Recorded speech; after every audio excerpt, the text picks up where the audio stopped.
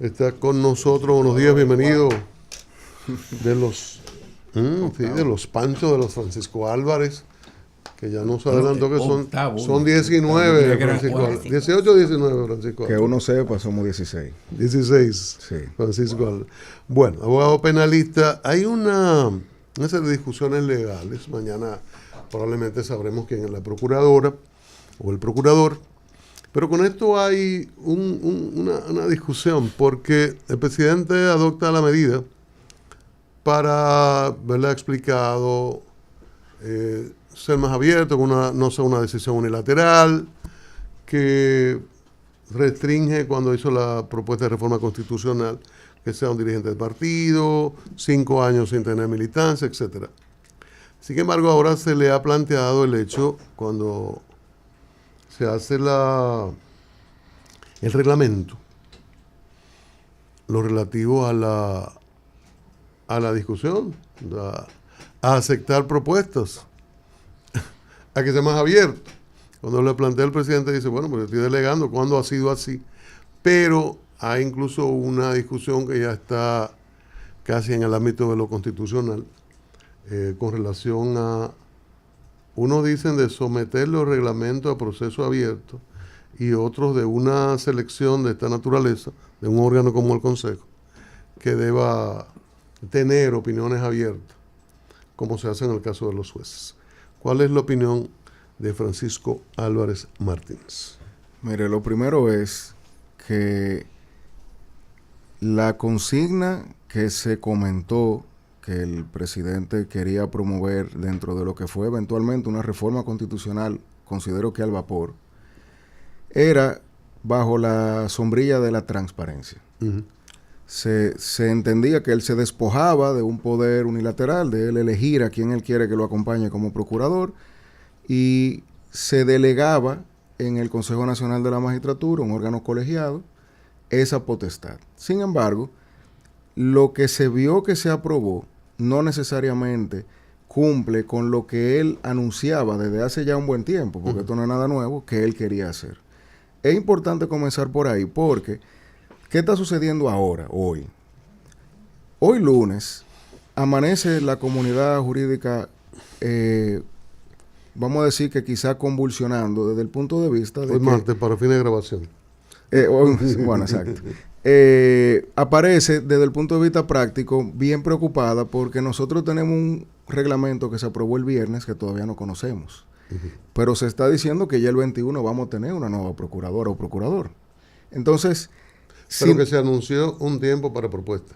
Pero ahí va, no fue secreto. Ahí va la gran discusión. O sea, el reglamento, el borrador de reglamento, uh-huh, estuvo abierto a recibir recomendaciones y comentarios. Por ejemplo, yo leí un trabajo sumamente completo del profesor Eduardo Jorge, uh-huh, que nada más con ese material, aquí debió dársele 2 meses de estudio al reglamento, porque todas las cosas que se plantearon allí, que fue un trabajo muy complejo, como todo lo que el profesor hace, daban para generar discusiones y quizás convocar a las universidades o a los decanos y a expertos en materia constitucional y administrativa para ver qué pensaban.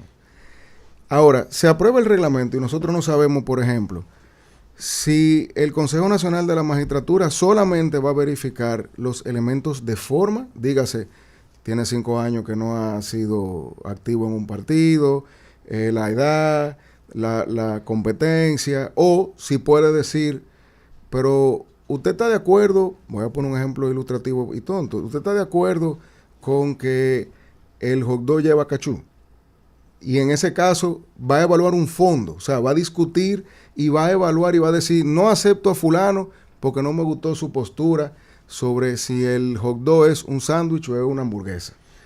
Como nosotros no sabemos eso, y nadie lo ha dicho, porque ¿qué es lo que yo esperaba como ciudadano y abogado?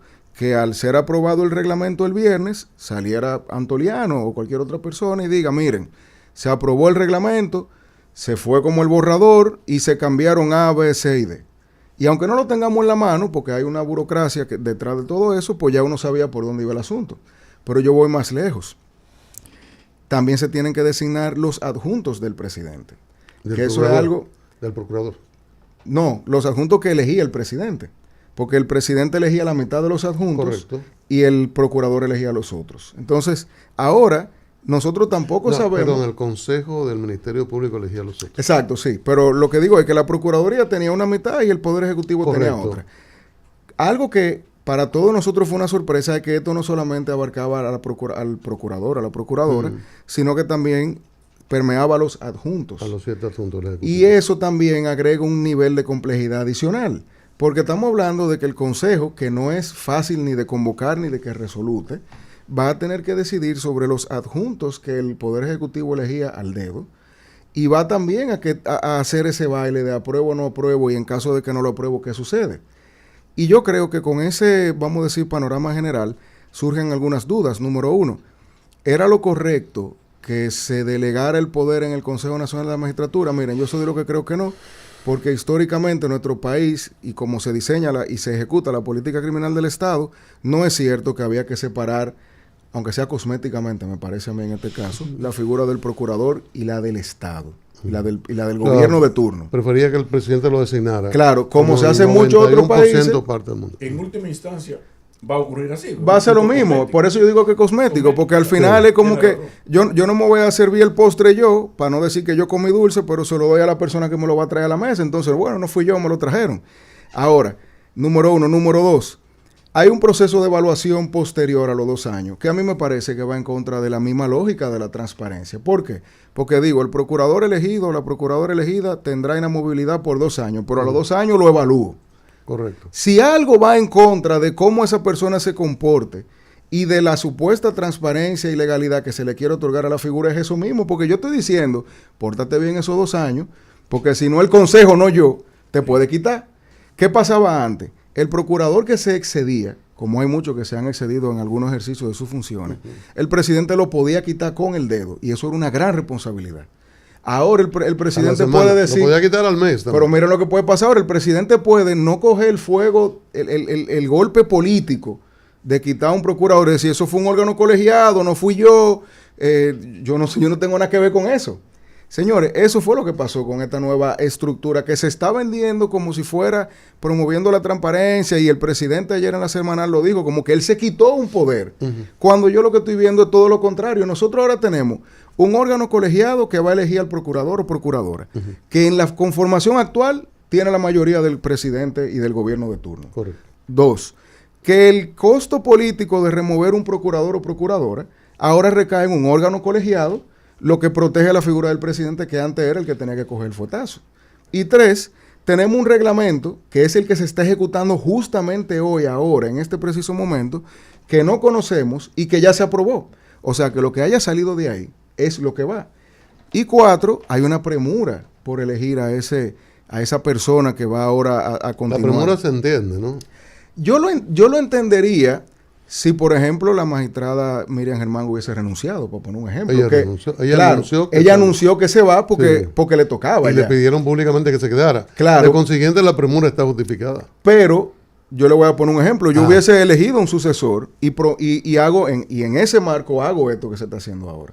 Porque no se eligió al próximo procurador o procuradora con el dedo, porque se quería utilizar este mecanismo. Pero cuando ella dice que se tiene o que se quiere ir ya, que cumplió su rol, el presidente pudo haber designado a otra persona y sobre la marcha y con calma estructurar esto, porque es que esto va a permear la política criminal del Estado los próximos 10 o 15 años. Me parece estar escuchando a políticos diciendo lo contrario si se hubiese hecho lo diferente, o como tú lo planteas.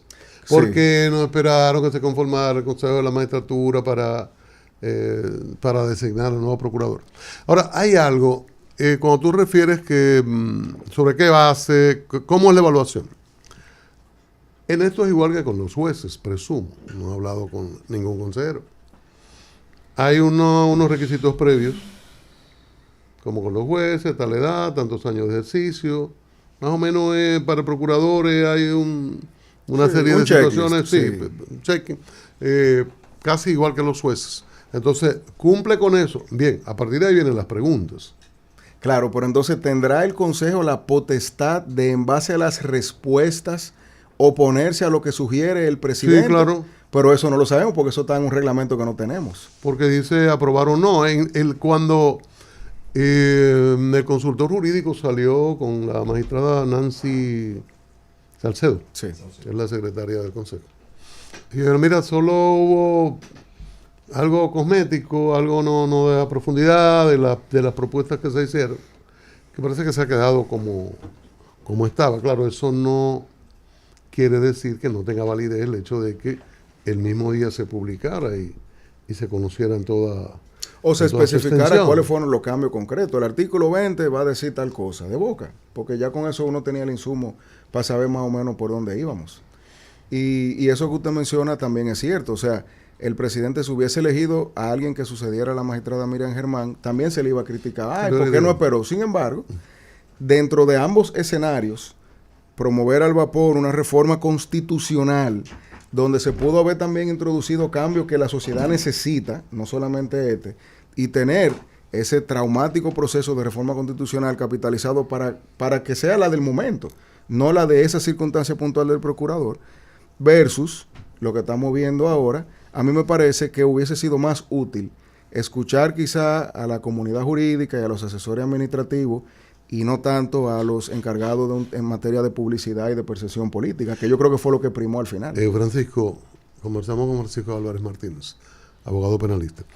Y ¿piensas que quizá algún abogado o político, alguna persona con un interés legítimo sobre el tema, pueda acudir al Constitucional en el sentido de que no hubo la publicidad suficiente o que transgrede una norma que se estructuró para el Consejo de la Magistratura, que es la publicidad sobre quiénes son las personas que se somete al ámbito público, no ya el reglamento, sino todo lo que tiene que ver con aspirantes? Mire, yo creo que por esa misma razón es que el reglamento no se ha circulado, porque se quiere evitar la discusión técnica de que alguien lo ataque frente al TC antes de que la decisión de quién será el nuevo procurador o procuradora se someta. Eso es lo que yo creo personalmente. Y respondiendo a su pregunta, me parece que sí, que habrán personas interesadas, muchas desde el punto de vista malicioso político de sencillamente hacer daño, otras quizás por un tema de coherencia jurídica y pública que hayan tenido, de que pudieran tratar de contestar eso en el Tribunal Constitucional, lo que yo evidentemente pienso que no prosperaría, aunque tener la discusión antes de que se elija la persona que va a ocupar ese cargo ahora pudiera complicar la elección de esa persona. Por ejemplo, un recurso ante el TC en contra de esa decisión, una demanda en suspensión, un amparo, lo que sea que pueda provocar la discusión de si debemos poner en pausa esto o no, daña lo que está ahora mismo corriendo, o sea que sí. Francisco, vamos a alternar los temas para un poco sacarle partido a su presencia, que generalmente es muy edificante para todos. Estamos conversando con el abogado Francisco Álvarez Martínez y él viene un poco a darnos luz muchas veces, ¿verdad?, respecto de ciertos tecnicismos. En el caso inmobiliario, anoche, entre lo último que veía, estaba viendo un trabajo de investigación de Alicia Ortega respecto de los últimos casos de estafa inmobiliaria, el último en La Romana y tal, pero no lo quiero solamente ubicar en ese, sino de cómo vamos a lidiar con esto a nivel legal y cómo lo vamos a prevenir. Eso nos está impactando en imagen, en inversión, porque imagínese usted, no hay ningún marco que realmente garantice. Mire, lo primero que nosotros como sociedad debemos exigirle al gobierno es que se utilice esa mayoría en el Congreso, que a veces se utiliza y a veces no, para promover tipos penales especiales que permitan que el Ministerio Público actúe sin la intervención de la víctima en contra de esos aparentes esquemas. Me explico. Cuando las estafas piramidales, aquí hay una crisis, porque se requiere que la persona vaya al Ministerio Público y deposite una denuncia o querella en contra de fulano de tal. Y ahí es que el Ministerio Público, algo que tiene meses viendo o monitoreando o que ve en la prensa, puede hacer algo. En el Código Penal en proyecto... Un paréntesis, aquí se dio la situación que nos sorprendió a todos, que es el superintendente de bancos el que advierte, dice, señores, miren, tengan cuidado con eso. Tal cosa que... Pero no puede hacer nada. ¿Pero qué pasa? ¿Por qué no actúa? Después se explicó que no podía actuar. Entonces, ese problema se resuelve en el Código Penal en proyecto, que ojalá y se pruebe algún día, que especifica la estafa piramidal y dice que es de acción pública. Eso quiere decir que el Ministerio Público ve en Instagram a Mayonesa, una persona que está vendiendo un rédito que no es, ni hace sentido, ni es físicamente, humanamente posible, y se puede interesar y jalarlo. Ven acá, fulano, ¿qué es lo que tú estás haciendo? No, sometido. Antes incluso de que estafe una gente. Ahora bien, claro, con las estafas inmobiliarias, como se llama, digamos, de manera muy genérica y para nada específico, tenemos más o menos el mismo problema. A veces tú ves un desarrollo inmobiliario que te dice el letrero que van a entregar en el 2022, estamos en 2025, no entrega, la gente comienza a preocuparse, a congregarse, pero siempre tiene miedo de lanzar la primera piedra porque siempre está la esperanza de que esa persona le resuelva. Pero vamos a suponer que antes de llegar ahí, que ya la crisis está viva, vamos a dar 3 pasos para atrás. Cuando una persona va a comprar un inmueble, va a comprar un apartamento en plano, no tiene mucha herramienta para verificar el título, para verificar la idoneidad del terreno, para verificar si tiene o no tiene los permisos correspondientes, para verificar si los planos están aprobados o no en el ayuntamiento, para verificar si cumple con el mínimo de parqueo que la normativa le exige, etcétera, etcétera, etcétera. El plan B es buscar un abogado. Bueno, yo no puedo, déjame contratar un abogado, pero eso cuesta. Y la mayoría de la gente que está haciendo un gran esfuerzo para comprar una primera vivienda o asegurar una vivienda digna, lo está haciendo con lo poco que puede separar a eso. Entonces, en ese escenario, tú decirle que va a tener que contratar un abogado medianamente competente, ya le dispara el presupuesto y tiende a decidir no hacerlo y confiar. Por una falla del Estado. Entonces, la contraprestación a eso, que yo he hecho esa sugerencia varias veces, el Estado tiene que ver que hay un problema estadístico con las estafas inmobiliarias, que engaña a extranjeros, que es una inversión extranjera importante, que son gente que no vienen a RD, que lo compran por internet, lo ven en internet, se reúnen por internet y lo compran por internet. Y a locales, porque también hemos visto que esto no solamente pasa en la zona turística, sino también en la zona urbana. Ahora bien, ¿qué tiene que hacer el Estado? El Estado tiene que verificar eso y agarrar y decir, mira, yo estoy poniendo un ejemplo, voy a agarrar al defensor del pueblo, le voy a aumentar el presupuesto un 15%, vamos a poner ahí una oficina de asesoría en materia inmobiliaria, o voy a agarrar Proconsumidor, o voy a agarrar la jurisdicción inmobiliaria, y vamos a crear una oficina donde la gente pueda acceder por internet o pueda ir físicamente y recibir esa misma asesoría que le daría yo en mi despacho. Y solicitar esa información. Que te verifique, mira, tiene los permisos, no, todavía no, pero está bien, porque no siempre el proyecto debe tener los permisos. Si yo vendo un proyecto en plano, yo no tengo que tener los permisos aprobados en ese preciso momento. Ahora, yo tengo que verificar si el título, si quien vende es el propietario. Y para eso yo tengo que ver el título. Si hay un poder, como a veces sucede, que yo tengo poder para vender el terreno de fulano de tal, pues déjame hablar con esa persona. Fulano, tú le diste poder a Mengano porque los documentos falsos están también al día. Aunque hay cosas que se pueden hacer sin un abogado, porque por ejemplo, tú vas a comprar y tú tienes que averiguar esa empresa, Maquinini SRL, ¿qué es eso? ¿Cuándo se creó? Ese terreno donde se va a construir, ¿tiene hipoteca? Claro. Este señor le debe, él va a trabajar con el banco Mamacita. Ok, esta empresa y este señor tiene algún tipo de hipoteca con ese banco, porque esas son las sorpresas que a veces aparecen, porque todo esto se resume en una frase: de limosna abundante hasta el santo desconfía, pero la gente también se deja. Y ahí hay un tema de comunicación institucional también que yo trato siempre de resaltar con la materia de los fideicomisos. Los fideicomisos y todo lo que estoy diciendo es una opinión muy personal de un tema que yo le he dado mucho seguimiento académicamente. Los fideicomisos se ponen de moda cuando el Estado quería usarlos, a raíz de un fideicomiso famoso que al final no fue.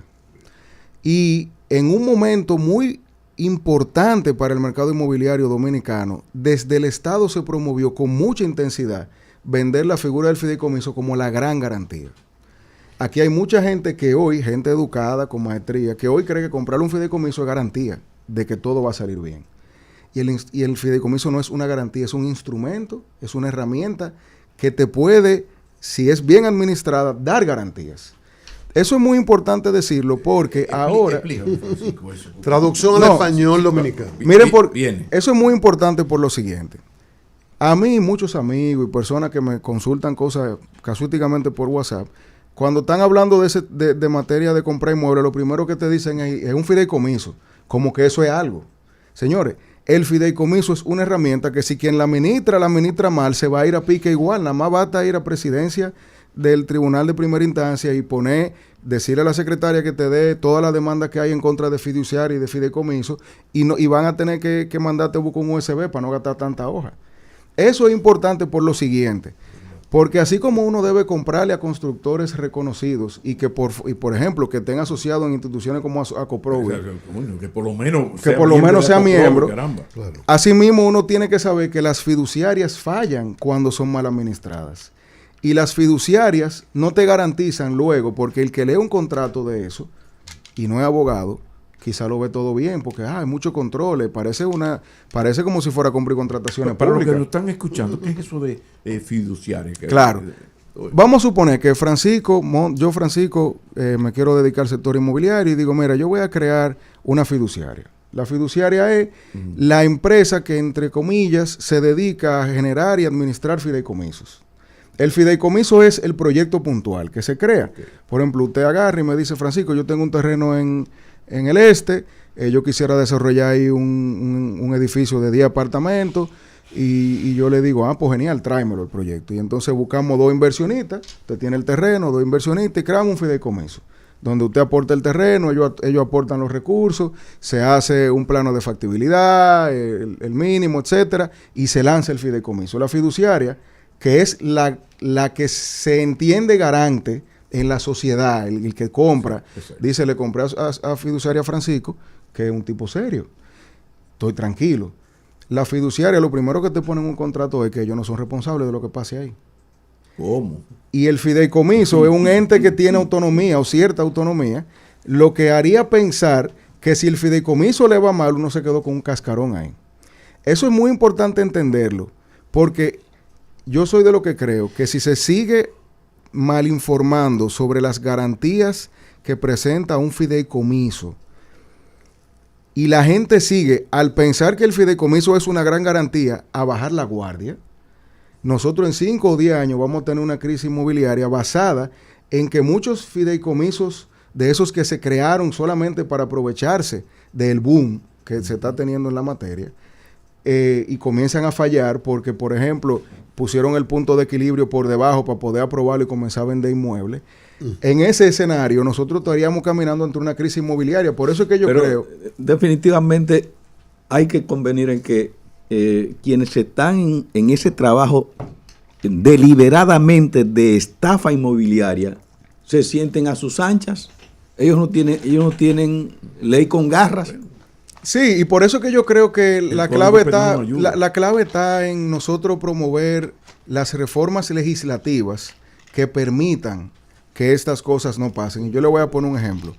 Si nosotros agarramos y enfrentamos el fraude inmobiliario, tenemos varias discusiones. Por ejemplo, ¿qué debe garantizarle el comprador al vendedor? Aquí nosotros tenemos contrato de promesa de venta, que es el documento que uno firma de entrada. Esa venta donde digo, yo te voy a comprar y tú me vas a vender si yo cumplo con tal cosa y tú cumples con tal cosa, que se firma sin que el que está firmando eso entienda, por ejemplo, que al final de los 3 años de ese contrato en ejecución, él pudiera tener que buscar un 20% más porque los precios de los materiales subieron, que es un tema que se ha dado mucho. Y cuando ocurre eso, esa persona se le cae el mundo, porque quizá él estaba contando exactamente con los recursos que tenía. Claro. Él no calculó ese 20. Pero ahí vamos más lejos. Cuando él llama a su broker, que no necesariamente es una de las empresas reconocidas, que al igual que una constructora en ACOPROVI, lo importante también que el broker, el intermediario inmobiliario, sea una persona reconocida, una empresa reconocida. Esa profesión aquí no está regulada. Aquí yo mañana amanezco que quiero ser broker y me abro un Instagram que diga Francisco Álvarez Martínez, broker, y ya yo soy broker. Entonces, no hay una entidad que te dé esa categoría, esa certificación. Hay un proyecto de ley que está cursando ahora en el Congreso que viene a regular eso. Y que debe explicarle al ciudadano cuáles son las responsabilidades de ese intermediario. Por ejemplo, si yo le compro a un broker, el broker no es garantía de que el proyecto se vaya a dar bien, Pero si el broker a mí me vendió, cuando me vendió el proyecto, que ese proyecto iba a tener 2 piscinas y me entregan una, claro, ahí yo tengo algo que exigirle al broker. Lo que pasa es que aquí hay algo muy grave y por eso apoyo la necesidad del Código Penal, un nuevo código, porque el actual para estafa son 2 años. Entonces sale barato. O sea, el asunto, un riesgo calculado. Un riesgo calculado. Pero hace muchos años, Luis Miguel Pereira, un gran abogado, sí, me enseñó a mí por un asunto de una persona muy cercana a mí que sufrió una estafa, ¿no? Cuando yo la llevé y busqué su asesoría, él me dijo, Pablo, es que no se puede, como habla Luis Miguel, no se puede comprar un inmueble sin que un abogado amigo tuyo, tú que claro, tienes tantos abogados amigos, te lea ese contrato. Claro. O sea, hay un sine qua non, hay una cosa como que sin eso no se puede hacer más nada, que es que ese contrato.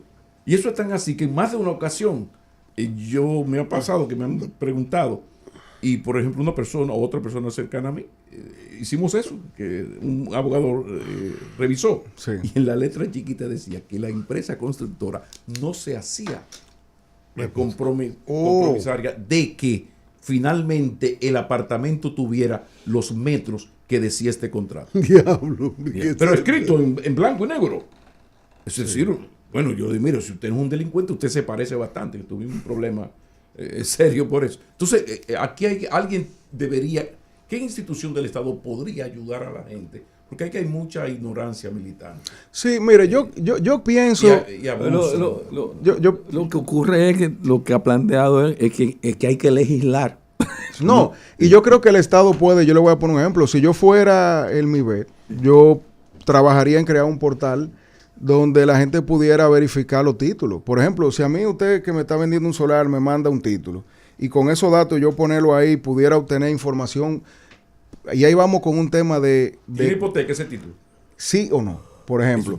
Pero que no me la dé, porque ahí hay un tema de traceabilidad. O sea, hay que cuidar cosas, privacidad, secretismo, qué sé yo qué. Pero como inmuebles registrados que tienen un registro público y convalidante, eso no aplica. Porque en teoría yo puedo ir ahora mismo a sala de consulta, que es la oficina dentro del registro inmobiliario que te permite depurar un título, que eso no es fácil y no es para cualquiera, pero hay gente que te ayuda ahí.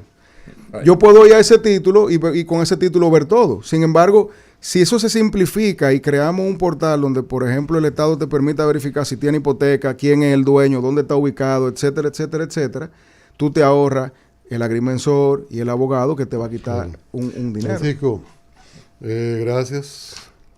Francisco Álvarez Martínez, abogado penalista. ¿Quién es tu procurador o procuradora favorita? ¿Quién tú elegirías, tú siendo el consejo, teniendo las facultades para esto? ¿Quién tú crees? El perfil, en 30 segundos, por favor. En menos.